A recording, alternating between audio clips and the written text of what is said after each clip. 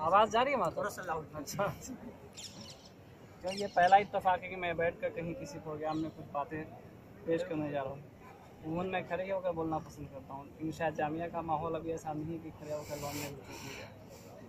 तो सबसे पहले मैं अपने आप को इंट्रोड्यूस करा दूँ। मेरा नाम आफ्ताब अहमद मनेरी है, और जैसा कि मीरान भाई ने आप लोगों को मेरे बारे में एक दो बातें बताई, मैं यहाँ से नहीं, मैं उसे करेक्ट कर दूँ। मैं जवाहरलाल नेहरू यूनिवर्सिटी से PhD कर रहा हूँ। आपके जामिया में मैं सीनियर सेकेंडरी स्कूल में उर्दू का टीचर हूँ।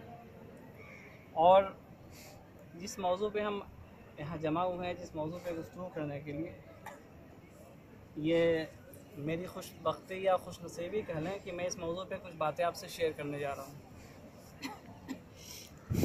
तो शुरू करते हैं। बिस्मिल्लाहिर्रहमानिर्रहीम। इकबाल, जिन्हें उर्फ़े आम में शायर मशरिक़ भी कहा जाता है, तारीख़ अदब उर्दू यानी हिस्ट्री ऑफ उर्दू लिटरेचर का एक ऐसा नाम है जिसे कई हवालों से सबसे ज़्यादा शोहरत मिली। यानी ये अदब और शायरी के आसमान पे चमकने वाला वो सितारा है जिसकी रोशनी कभी मांद नहीं पड़ती।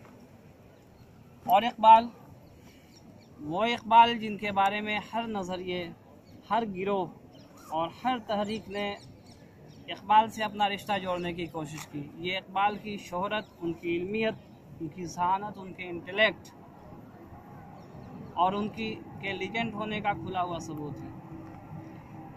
और मैं इस नज़रिए में यकीन रखता हूँ, और I strongly believe in this philosophy, कि कोई भी शायर, कोई भी अदीब वो ज़मानों मका की सरहदों से बालातर हुआ करता है। यानी वो किसी मुल्क, किसी कौम का रिप्रेजेंटेटिव नहीं होता, बल्कि वो पूरी दुनिया इंसानियत का नुमाइंदा होता है।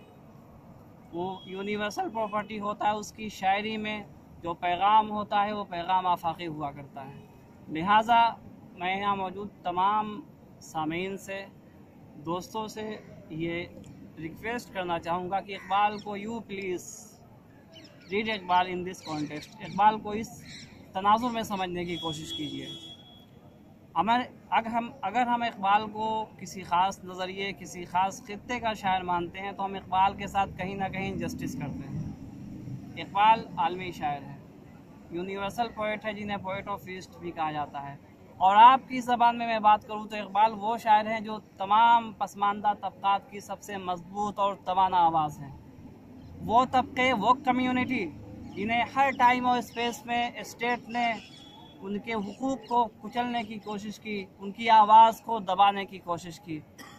इकबाल ऐसे तमाम महरूमों की आवाज़ है। और दरअसल इकबाल का जो पैगाम है वो इंसानियत के नाम सबसे ज़िंदा और जावेद पैगाम है। उसी पैगाम हयात पे आज गुफ्तगू होगी, और इस गुफ्तगू का जो मरकज़ है वो यूथ कम्युनिटी है।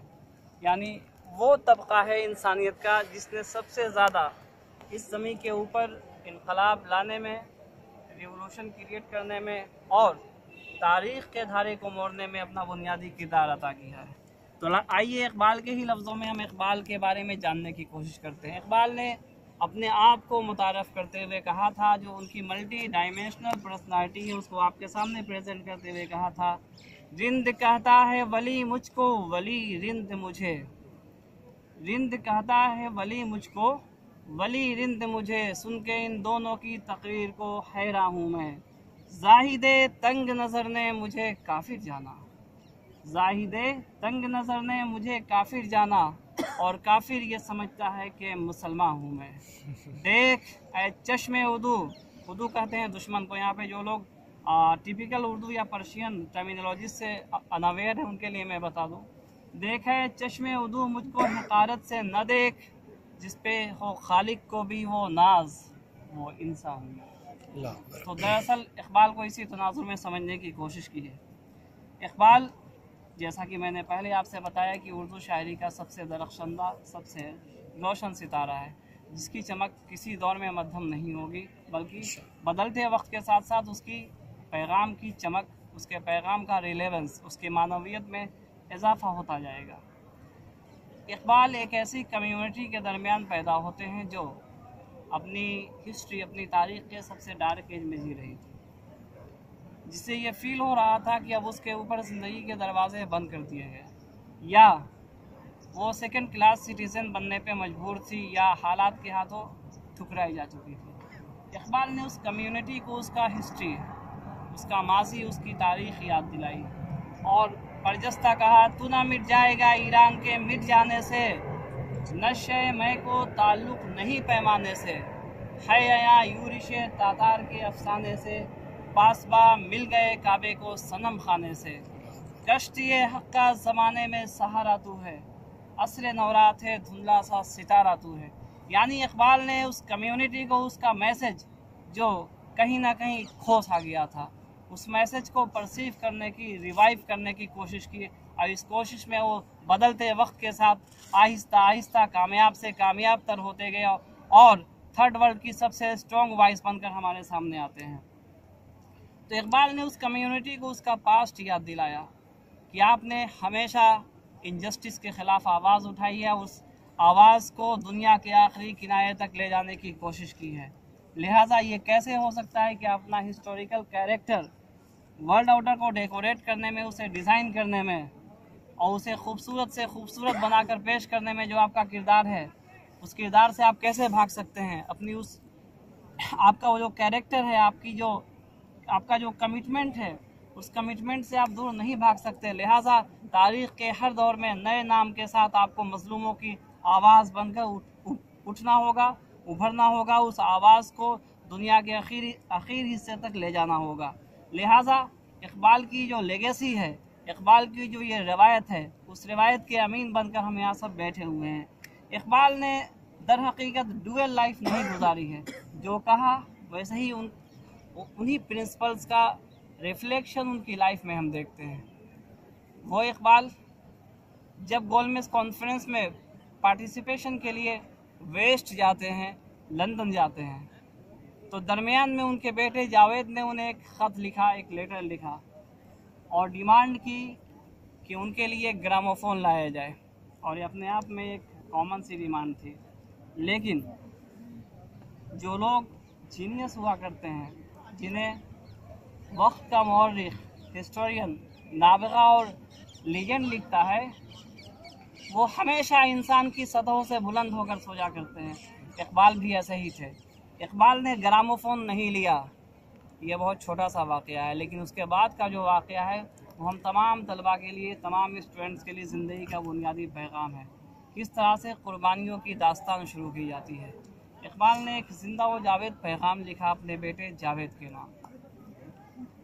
इकबाल ने अपने बेटे को एड्रेस करते हुए कहा, दयार इश्क में अपना मकाम पैदा कर, दयार इश्क में अपना मकाम पैदा कर, नया ज़माना नए सुबह शाम पैदा कर, खुदा कर दिले फितरत शनास दे तुझको, सुकूते लाला व गुल से कलाम पैदा कर। और जो बात वो एड्रेस करना चाह रहे थे, उस बात को इस शेर के अंदर बहुत ही खूबसूरती के साथ डिलीवर किया गया है। उठाना शीशा गिराने फरंग के एहसान, उठाना शीशा गिराने फरंग के एहसान, सिफाले हिंदी से मीना व जाम पैदा कर। और अपनी लाइफ स्टाइल को इंट्रोड्यूस करते हुए कहा, मेरा तरीक़, my identity is totally different, मेरा तरीक़ मेरी नहीं फ़कीरी है, खुदी न बेच, गरीबी में नाम पैदा कर। अल्लाह, बहुत खूब।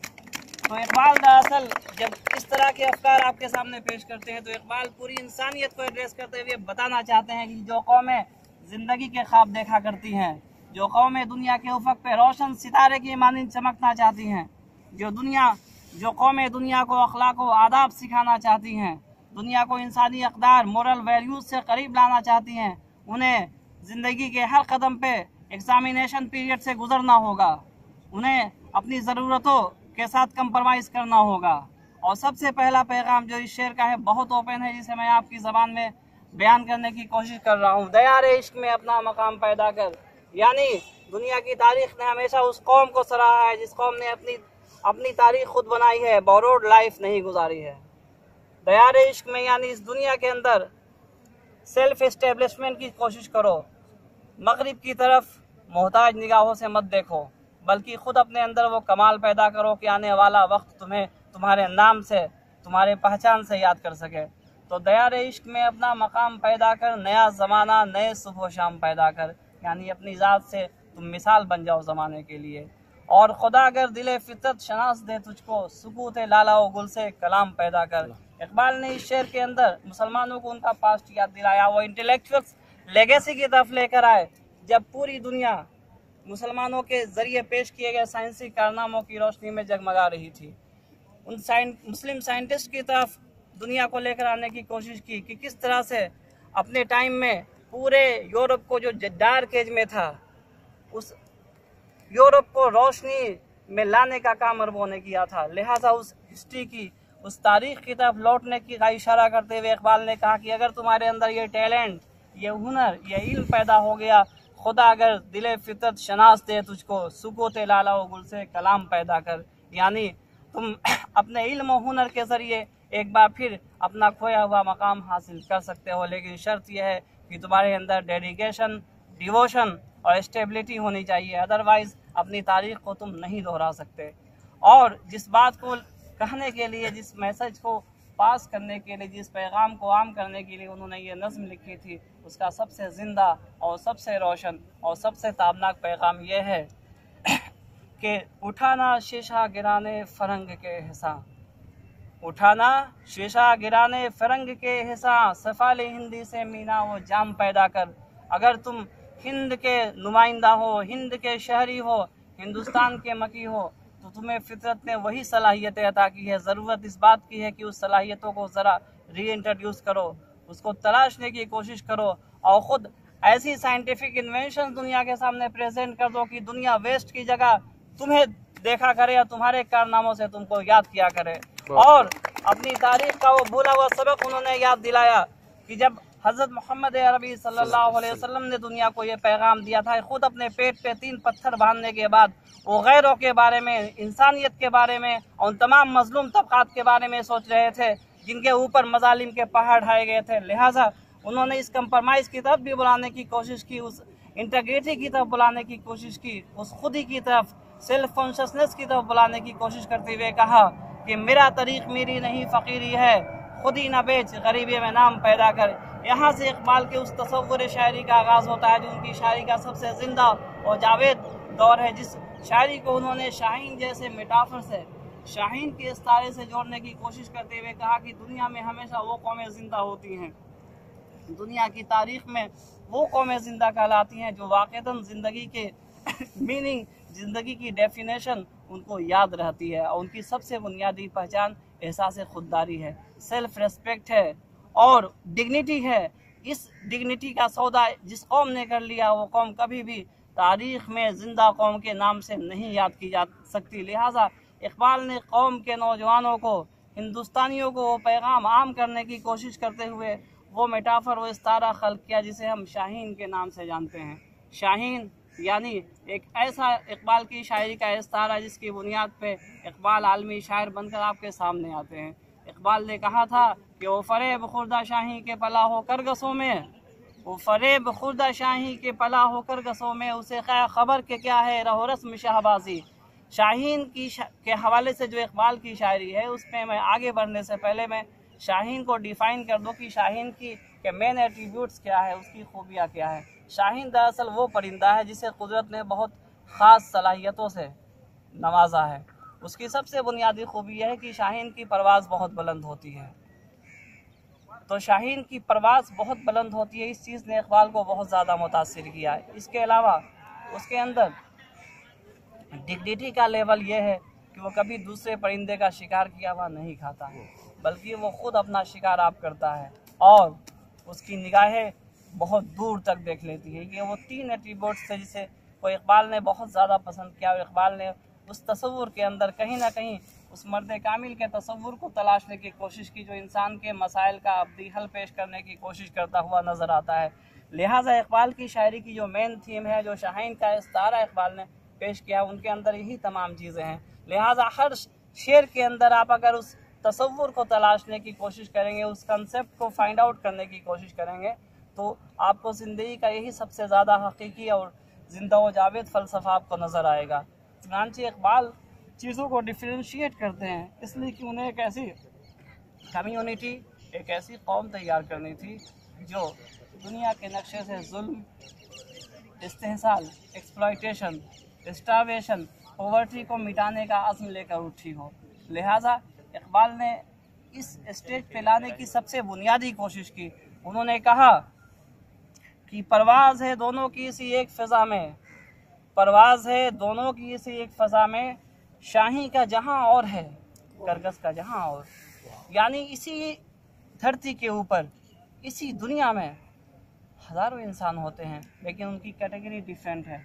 जो लोग तारीख़ बनाने के लिए उठते हैं, जो कौमें तारीख़ के स्टेज पर अपनी मौजूदगी का एहसास कराने के इरादे से उठती है, उसकी लाइफ स्टाइल, उसकी ज़िंदगी का अंदाज़ बहुत निराला होता है।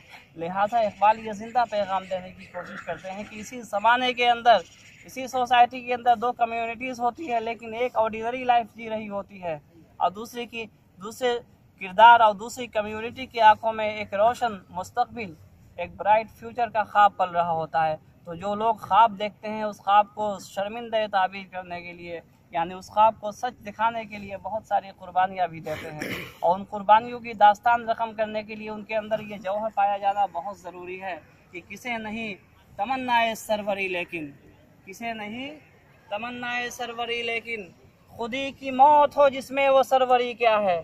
ये जिंदा पैगाम है इकबाल का नई नस्ल के नाम कि कभी भी अपनी अना का सौदा मत करना, कभी भी अपने ज़मीर को मत बेचना। इसलिए कि जिस कौम के अफराद ने अपने ज़मीर का सौदा कर लिया, वो हमेशा तारीख़ के मंजरनामे में लूली लंगड़ी कौम के नाम से याद रखी जाएंगी। वो कभी ज़िंदा कौमों में उनका शुमार नहीं हो सकता। लिहाजा इस पैगाम को पूरे तसलसल के साथ इकबाल ने हर जगह, हर स्टेज पे पेश करने की कोशिश की है कि हर जगह वो चाहते हैं कि कौम के अंदर ज़िंदगी की वो तमाम तर हरारत, वो कैफियत पैदा हो जाए। वो जो कैफियत वो पैदा करना चाह रहे थे, उन्हें ये भी पता था कि ये इनकलाब और ये ज़िंदगी के मज़लूम तबक़ात की नुमाइंदगी, उनको बामे उरूज ले जाने का ये ख्वाब है, वो उस वक्त तक पूरा नहीं हो सकता जब कम्युनिटी, जब ये लोग एजुकेशन की तरफ नहीं आएंगे। और एजुकेशन के लिए कौन कौन सी चीज़ें रिक्वायर होंगी, उनके बारे में इकबाल बहुत ज़्यादा कंसर्न नज़र आते हैं। लिहाजा उनकी एक नज़्म है तालिब इल्म। तालिब इल्म बहुत कॉमन सा लफ्ज़ है, आप जानते होंगे, यानी स्टूडेंट।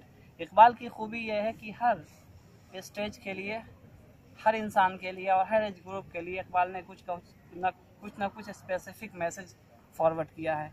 तो तालिब इल्म को एड्रेस करते हुए इकबाल एक स्टूडेंट को कहाँ देखना चाहते हैं, इकबाल ने इस मैसेज को बहुत खूबसूरती से डिलीवर करने की कोशिश की है। लिहाजा वो कहते हैं कि खुदा तुझे किसी तूफ़ान से आशना कर दे, खुदा तुझे किसी तूफ़ान से आशना कर दे कि तेरे बहर की मौजों में इस तराब नहीं, तुझे किताब से मुमकिन नहीं फ़िराक़ के तू किताब ख़्वां है मगर साहिब किताब नहीं।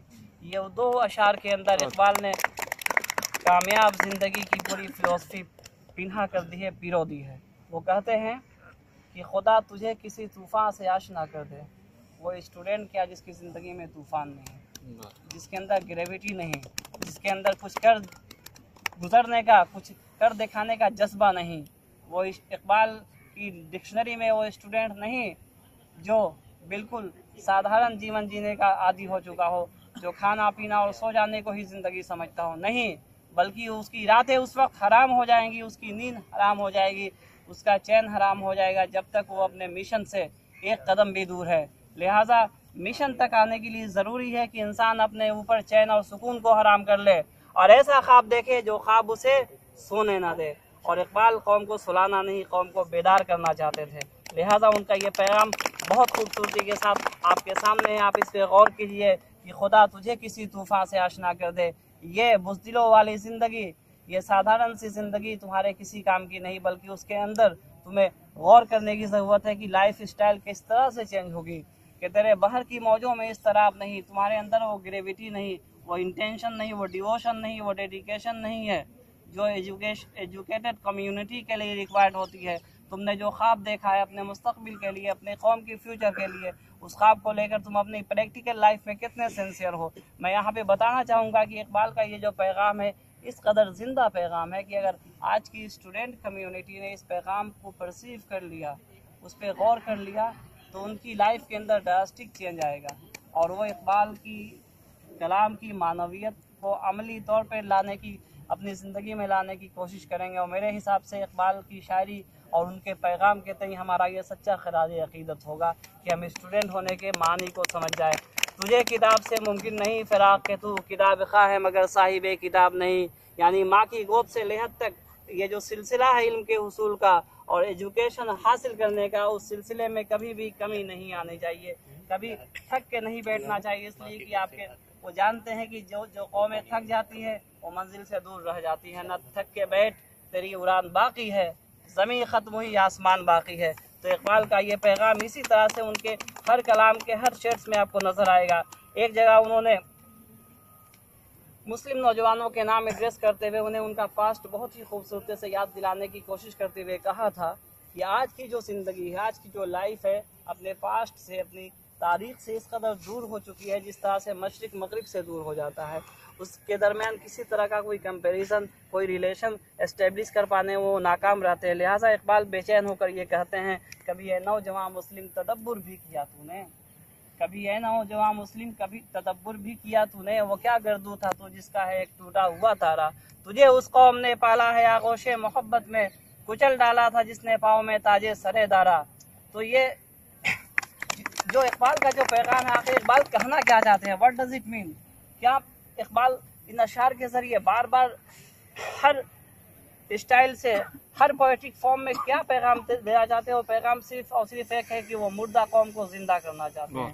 वो मुर्दा कौम के अंदर ज़िंदगी का पैगाम, ज़िंदगी की रूह बेदार करना चाहते हैं। लिहाजा वो ये कहते हैं कि तुझे उस कौम ने पाला है आगोशे मोहब्बत में, कुचल डाला था जिसने पाँव में ताजे सरे दारा। यानी उन्होंने फ़कीरी कबूल कर ली लेकिन ऐसी बादशाहत को लात मार दी जो बादशाहत ग़ुलामी के नतीजे में सामने आती है। लिहाजा ऐसी बादशाहत का इकबाल के नज़दीक कोई तस्वुर नहीं है। और इकबाल का ताल्लुक उसी कम्यूनिटी से था, उसी कौम से था जिसने आला व अदना और रंग व नस्ल की तमाम तर बुनियादें हिला कर रख दिया और दुनिया को सिर्फ इस बुनियाद पे जाना हो पड़ा कि वो सिर्फ इंसान है और इंसान इस ज़मीन के ऊपर खुदा का नुमाइंदा है। तो खिताब ब नौजवान इस्लाम के अंदर इकबाल बुनियादी तौर से यही पैगाम देते हुए नज़र आते हैं कि तुझे आबा से अपने कोई निस्बत हो नहीं सकती, कि वो किरदार तू गुफ्तार तू साबित वो सही आ रहा। यानी वो लोग हमेशा कायनात के असरार पे, सीक्रेट्स ऑफ नेचर पे गौर किया करते थे।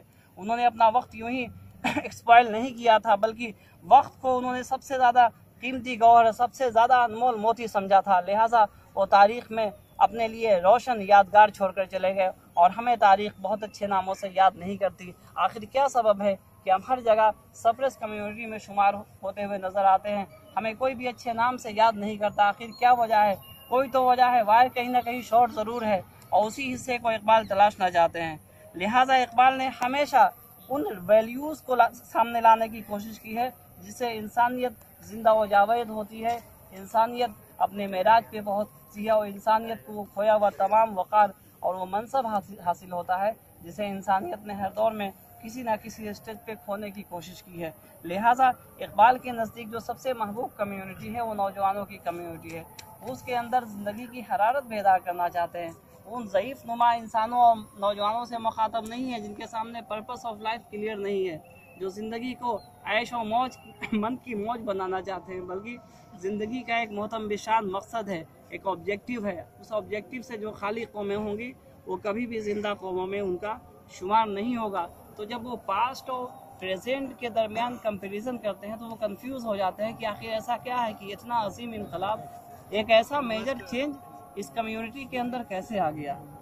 लिहाजा इस स्टेज पे आने के बाद उन्होंने पूरी कोशिश की अपनी नस्र के ज़रिए, अपनी शायरी के ज़रिए कि इस कौम को उसका माजी का सबक याद दिलाया जाए। और जब उन्होंने वेस्ट का सफ़र किया, मगरिब का सफ़र किया, तो वहाँ देखकर दंग रह गया कि जितनी भी इंटेलेक्चुअल बुक्स थी, इंटेलेक्चुअल लेगेसी थी, उसके निशानात वेस्ट में पाए जाते हैं। ईस्ट में इसका कोई दूर दूर तक इसका कोई नाम और निशान नहीं। लिहाजा अपने आखिरी शेर में यहाँ पर वो कहते हैं कि मगर वो इल्म के मोती किताबें अपने आबा की, यानी वो हमारे साइंसी कारनामे कहाँ चले गए, किताबें अपने आबा की, देखे जो उसे यूरोप में तो दिल होता है सिपारा। मैं इस बात से मायूस हो जाता हूँ, इस बात से परेशान हो जाता हूँ कि हमारी तमाम जो किताबें थी, इल्म का जो सरमाया था, वो मगरिब में कैसे पहुँच गया और मगरिब ने हमें कैसे टूल की तरह इस्तेमाल करना शुरू कर दिया। लिहाजा कौमों की ज़िंदगी के लिए ये चीज़ें महलिक थी, ख़तरनाक थी। लिहाजा हर कदम पे वो कौम को ये समझाना चाहते हैं कि हर वो चीज़ जो चमकती है वो सोना नहीं होती। और बाखबर थे कि वेस्ट में जो कैपिटलिस्ट सिस्टम एस्टेब्लिश हो रहा था, वो सिस्टम किस तरह से हिंदुस्तानियों के लिए, उन तमाम मजलूम तबकात के लिए जो ज़िंदगी की जद्दोजहद में शामिल थी, उनके लिए किस तरह ख़तरनाक होगा। लिहाजा कैपिटलिस्ट सिस्टम को डिस्क्लोज करते हुए इकबाल ने ये कहने की कोशिश की कि मैखाने यूरोप के दस्तूर निराले हैं, मैखाने यूरोप के दस्तूर निराले हैं, लाते हैं सुरूर अव्वल, देते हैं शराब आखिर। यानी कौमों को ग़ुलाम किस तरह बनाया जाता है, इस मौजू पे इकबाल ने बहुत वाज़ेह कर दिया कि जब तक हम वेस्ट की पॉलिसीज़ को, तो किस तरह से वेस्ट अपनी इस पॉलिसी में बेईमान वाक़ हुआ है कि तीसरी दुनिया के लोगों को कैपिटल के नाम पे, आइडिया ऑफ नेशनलिज्म के नाम पे किस तरह से वेस्ट गुलाम बना रहा था। इसे इकबाल ने इस कॉन्स्पिरेसी को बिल्कुल वाज़ेह कर दिया। ये इल्म, ये हिकमत, ये तदब्बुर, ये हुकूमत पीते हैं लहू, देते हैं तालीम मसावत, there is no equality in West. West में उन्होंने इस सिस्टम को कंडेम करते हुए कहा, दरअसल वेस्ट ने थर्ड वर्ल्ड के लोगों को गुलाम